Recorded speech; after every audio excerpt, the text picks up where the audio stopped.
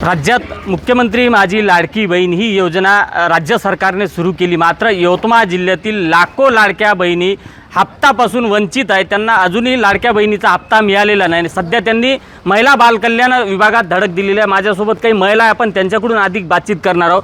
ताई, काय सांगशील, तू इथं कशासाठी आलेली आहे? मी मेटीखेड्यावरून आली आहे। माझी 3 महिन्याची लाडकी बहीण जमा झालेली नाही आहे आतापर्यंत, यांनी दिली ना। आताच काम निवडणूक संपल्याबरोबर आमची लाडकी बहीण बंद केली। सकट सगळ्याला लाडकी बहीण दिली पाहिजे, यांनी नाही तर एकाला दिली नाही पाहिजे।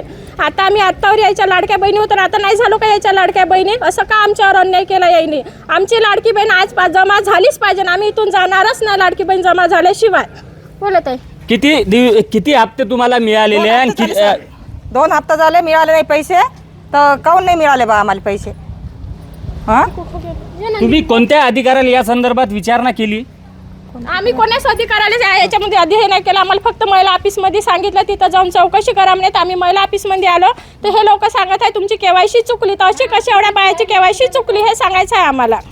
नक्कीच आपण बघतोय की मी सध्या महिला बाल कल्याण विभागात आहे आणि महिला बाल कल्याण विभागाच्या गेट समोर महिलांनी प्रचंड गर्दी केलेली। लाडक्या बहिणी आक्रमक होताना आपल्याला पाहायला मिळते। त्यांचं म्हणणं आहे की आमची केवायसी चुकली तर ती बरोबर करून द्या, आम्हाला थकलेला हप्ता आमच्या खात्यात जमा करा, अन्यथा सगळी योजना बंद करा, अशी मागणी त्यांची आहे। संजय राठोड, साम टीव्ही न्यूज, यवतमाळ।